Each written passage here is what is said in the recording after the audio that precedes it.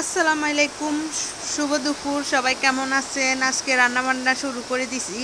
আজকে কি রান্না করব বলতে বলতে প্রায় 10টা বাজে গেছে। আজকে মন চাইতেছে, বৃষ্টি হইতেছে, বৃষ্টির মধ্যে যদি এভাবে যদি কলর ডাল রান্না হয় এতটা যে মজা লাগে, তার সাথে যদি হয় গরুর মাংস, কিন্তু সময় ছিল না গরুর মাংসটা ভিজানো। আজকে ডাল ডালগুলো রান্না করব আর মুরগি মুরগি ভুনা করব। আমি যেভাবে কুলো ডালটা রান্না করি, একটু হলুদ দিয়ে সিদ্ধ করছি, সিদ্ধ করার পর ফাটায় বাটতেছি, সুন্দর করে মেন করে বাটবো।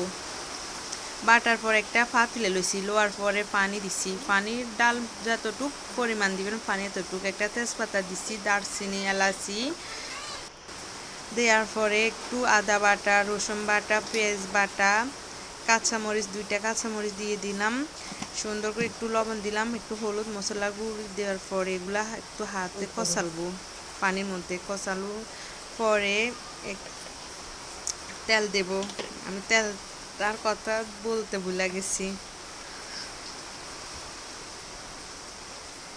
একটু তেল দিলাম, দেওয়ার পরে সুন্দর করে এটা চুলা বসাই দেব।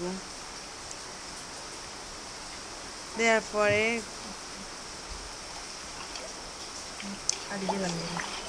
তারপর এগুলা বলক আসবে, আসার পরে একটা ডিম ভেঙে দেব।